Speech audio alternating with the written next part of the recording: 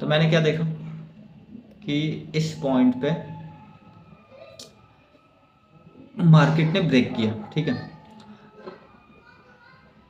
Market यहाँ से fall हुआ इस पॉइंट तक, फिर थोड़ा सा अप गया, फिर फॉल हुआ, फॉल दिख रहा है, फिर अप गया।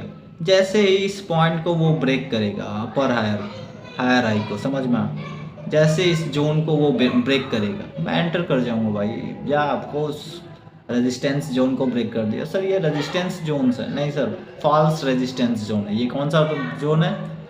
False resistance zone. तो सर फॉल्स है तो मैं एंटर क्यों करूंगा? Because you are entering the market with the small amount, तो तुम रिस्क ले सकते हो। जिसके पास बिग अमाउंट है उसे इस पॉइंट पे एंटर बिल्कुल भी नहीं करना चाहिए। उसे किस पॉइंट पे एंटर करना चाहिए? डबल रेक्टिफिकेशन के बाद। डबल रेक्टिफिकेशन मतलब सर कि वो एक्चुअल में रेजिस्टेंस जोन को ब्रेक करते हुए देखेगा। किस पॉइंट पे देखेगा? चलो मैं तुम्हें एक सिंपल सा साइकोलॉजी बताता हूँ।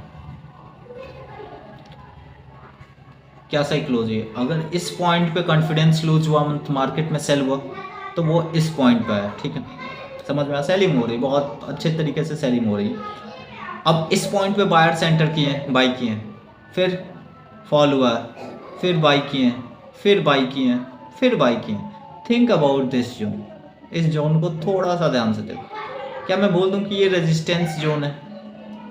क्योंकि इस पॉइंट से मार्केट फॉल हो गया है। बहुत ही सिंपल सी बात है। अच्छा कितना फॉल हुआ है? इन्फॉर्मेशन लाइन कहाँ है? कितना फॉल हुआ है? चलो देख लेते हैं। सो कितना फॉल दिखा रहा है? ये दिखा रहा है तुम्हारा कहाँ गया,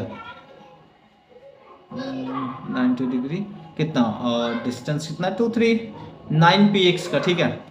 तो एज्यूम करता हूँ अगर मैं -60 पॉइंट्स का फॉल है, दैट फाइन, 60 पॉइंट्स का फॉल है, तो इसमें कोई बिगर इशू नहीं। यहाँ पे 42 है, यहाँ पे 1000 है, that's not an bigger issue. मुझे दिख गया ये फॉल हुआ है।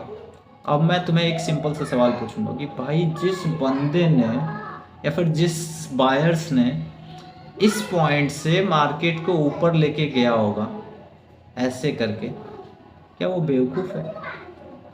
मतलब मैं इस पॉइंट पे था या फिर बाई किया और इस पॉइंट से मार्केट को यहाँ तक लेके गया, तो क्या मैं इतने मार्केट को रेगुलेट करूँगा तो मैं इतने सा प्रॉफिट लेके बाहर निकल जाऊँगा? नहीं।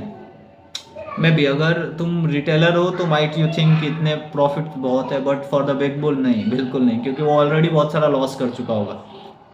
तो वो वेट करेगा मार्केट को और अच्छे से मार्केट को रेगुलेट करेगा। कैसे रेगुलेट करेगा? उसे चाहिए मैक्सिमम प्रॉफिट, समझ में?